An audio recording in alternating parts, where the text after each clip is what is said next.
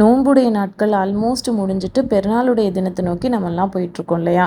So பெருநாளுடைய நாளில் ரசூல்லா என்ன செஞ்சுருக்காங்க, நம்ம என்ன செய்யணும் அப்படின்னு தெரிஞ்சுக்கிறதுக்கு முன்னாடி நம்முடைய சேனலை ஃபர்ஸ்ட் டைம் பார்க்குறீங்க அப்படின்னா கண்டிப்பாக சப்ஸ்கிரைப் பண்ணிக்கோங்க. அப்போ தான் நாம் போடக்கூடிய வீடியோ உங்களை ரீச் ஆகும். வாங்க வீடியோக்குள்ளே போகலாம். அஸ்ஸலாமு அலைக்கும் வரஹ்மத்துல்லாஹி வபரகாத்துஹு. முதலாவதான விஷயம், பெருநாளுடைய தொழுகை எந்த சமயத்தில் தொழணும்? 11 மணிக்கு லுஹாவுடைய நேரத்துலையா அப்படின்னா கண்டிப்பாக இல்லை. ரசூல்லா என்ன செஞ்சுருக்காங்க, இன்றைய நாளுடைய ஆரம்பம் நம்முடைய பெருநாளுடைய தொழுகைன்னு சொல்லியிருக்காங்க. ஃபஜர் முடிஞ்சு சூரியன் உதயமானதுலேருந்து அடுத்த ஒரு சில மணி நேரத்துக்குள்ளே நம்முடைய பெருநாளுடைய தொழுகையை நம்ம முடிச்சிடணும். மினிமம் ஒரு 7 மணிக்குள்ளே என்ன செஞ்சிடணும், மேக்ஸிமமாக முடிச்சிடணும். அதுதான் பெருநாளுடைய தொழுகை, ஃபஸ்ட்டில் தொழுகக்கூடிய தொழுகைன்றதை நினைவில் வச்சுக்கணும். அடுத்த விஷயம் என்ன அப்படின்னா, பெருநாளுடைய தொழுகை திடலில் தொழணும். அதுதான் ரசூலா நமக்கு காட்டி கொடுத்துருக்காங்க. உலகத்திலேயே மிக சிறந்த பள்ளிகள் அப்படின்னா அது ரசூலா சொல்லியிருக்காங்க. காபா, அடுத்ததாக மஸ்ஜிது நபவி, அடுத்ததாக மஸ்ஜிதுல் அக்ஸா. இது அல்லாஹ் தஆலா மிக சிறப்பாக்கி வச்சுருக்க ஒரு பள்ளி. இந்த பள்ளிகள் இருந்தும் ரசூலா மஸ்ஜிது நபவியில் தான் இருந்திருக்காங்க. அதில் இருந்தும் பெருநாளுடைய தொழுகை மஸ்ஜிது நபவியில் ரசூலா தொழுகை வைக்கல. மஸ்ஜிது நபவிக்கும் ஆப்போசிட்டில் இருக்கக்கூடிய எதிர்த்தாப்பில் இருக்கக்கூடிய முசல்லா அப்படின்னு சொல்லக்கூடிய திடலில் தான் ரசூலா தொழுகை நடத்தினாங்கன்ற ஹதீஸை பார்க்குறோம். அது பெருநாளுடைய தொழுகையாக இருக்கட்டும், மழை வேண்டி தொழுகையாக இருக்கட்டும், இதெல்லாம் திடலில் தான் ரசூலா நடத்தியிருக்காங்க அப்படின்றதையும் நம்ம ஹதீஸில் பார்க்குறோம். ஸோ பெருநாளுடைய தொழுகை கண்டிப்பாக திடலில் தான் தொழணுன்றதை தெரிஞ்சுக்கணும். அடுத்ததாக பெருநாளுடைய தொழுகை கண்டிப்பாக பெண்கள் கலந்துக்கணும். இன்றைக்கி நிறைய பேர் என்ன நினச்சிட்டு இருந்தாங்கன்னா, ஆரம்ப காலங்களில் பெருநாள் தொழுகையெல்லாம் ஆண்களுக்கு மட்டும்தான். ஆனால் இப்போது அல்ஹம்துலில்லாஹ் எவ்வளவோ மாறிடுச்சு.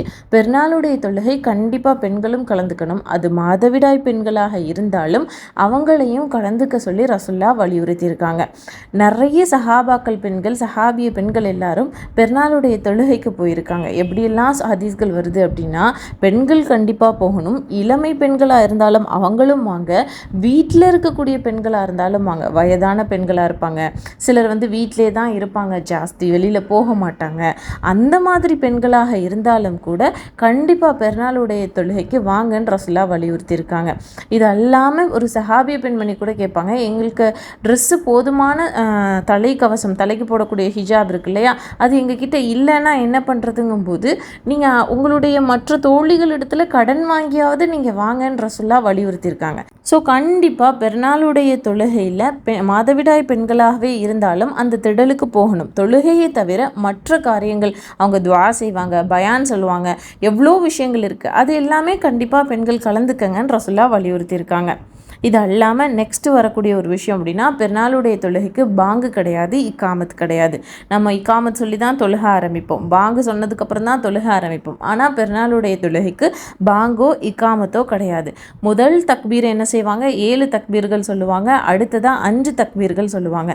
இந்த இமாம் 7 தக்பீர் சொல்லும் போதும் நாமளும் தக்பீர் சொல்லணும், ஆனால் கைகளை உயர்த்தணும் அப்படின்ற ஒரு விஷயம் தேவையில்லை அப்படின்றதையும் தெரிஞ்சுப்போம். ரசூல்லா அந்த மாதிரி நமக்கு காட்டித்தல்ல. அடுத்த விஷயம் என்ன அப்படின்னா, பெருநாளுடைய தினத்தன்று அல்லாஹுக்கு அதிகமாக தக்பீர் சொல்கிறது, அல்லாஹுவை அதிகமாக போற்றி புகழ்கிறது. அல்லாஹ் அக்பர் அல்லாஹ் அக்பர்ன்ற ரசூல்லா அதிகமாக சொல்லியிருக்காங்க. அல்லாஹ் கூட குர்ஆனில் சொல்லுவான், ஒலித்து கப்பிருல்லாஹு அலா மா ஹதாக்கும், உங்களுடைய வழிகாட்டிய அல்லாஹுவே அதிக பெருமைப்படுத்துங்கன்னு அல்லாஹ் தஆலா சொல்லுவான்.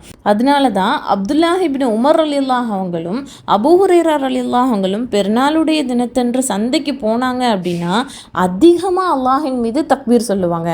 அதை பார்த்துட்டு மக்களும் தக்பீர் சொல்லுவாங்கன்ற ஹதீஸ் எல்லாம் பார்க்குறோம். ஸோ பெருநாளுடைய தினத்தன்று தக்பீர் அதிகமாக சொல்லணும் அப்படின்றத நினைவில் வச்சுக்கணும். அடுத்த விஷயம் என்ன அப்படின்னா, பெருநாளுக்கு, நோன்புடைய பெருநாளுக்கு ரசூல்லா சாப்பிட்டுட்டு தான் போயிருக்காங்க.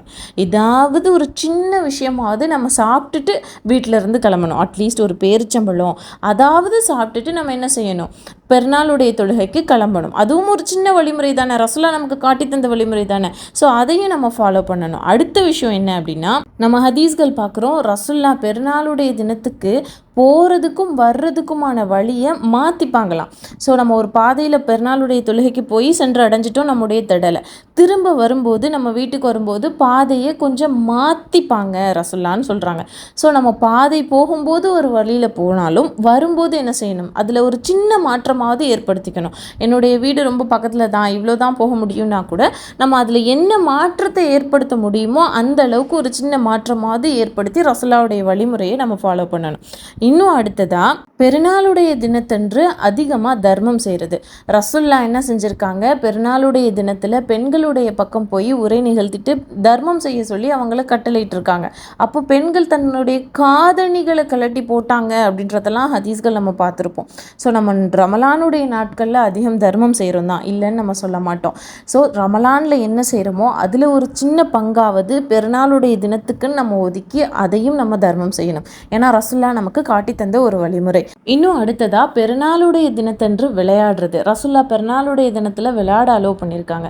ரசூலுல்லாஹ் மக்காவிலிருந்து மதினா வந்த புதுசில் அங்கே இருந்த மதினாவுடைய சஹாபாக்கள் எல்லாம் ஒரு 2 நாள் தேர்ந்தெடுத்து விளையாண்டுட்ருக்காங்க. ஸோ அப்போ ரசூலுல்லாஹ் கேட்குறாங்க, ஏன் இந்த 2 நாளில் மட்டும் நீங்கள் விளையாடுறீங்க அப்படின்னு சொல்லி கேட்கும்போது, தெரியாது யா ரசூலுல்லாஹ், நாங்கள் முன்னாடி காலத்திலிருந்தே அறியாமை காலத்திலேருந்து இந்த 2 நாளில் நாங்கள் விளையாண்டுட்ருக்கோம் அப்படின்னு சொல்லும்போது, அப்போது சஹாபாக்கள் கிட்ட ரசூலுல்லாஹ் சொன்னாங்க, நீங்கள் விளையாடணும் அப்படின்னா பெருநாளுடைய தினத்தையும், அதாவது நோன்பு பெருநாளுடைய தினத்தையும் ஹஜ் பெருநாளுடைய தினத்தையும் நீங்கள் சூஸ் பண்ணிக்கலாமே அப்படின்னு சொல்லிட்டு ரசூலுல்லாஹ் அவங்களுக்கு அட்வைஸ் கொடுத்துருக்காங்க. இது மாதிரி பெருநாளுடைய தினத்தில் சிறுவர்கள் விளையாடுறதுக்கும் அனுமதி கொடுத்துருக்காங்கலாம் நம்ம ஹதீஸ்கள் பார்க்குறோம். ஸோ பெருநாளுடைய தினத்தில் கண்டிப்பாக குழந்தைங்களோட ஒரு சின்ன பங்காவது விளையாடுவோம். அதுவும் ரசூலுல்லாஹ்வுடைய வழிமுறைன்னு தெரிஞ்சுப்போம். ஸோ நம்ம பெருநாளுடைய தினத்தில் என்னெல்லாம் செய்யணுன்ற ஒரு சின்ன விஷயம் நம்ம பார்த்துட்டோம் இல்லையா, அதை நம்முடைய லைஃப்பில் ஃபாலோ பண்ணி வெற்றி அடைவோம். அஸ்ஸலாமு அலைக்கும் வரஹ்மத்துல்லாஹி வபரகாத்துஹு.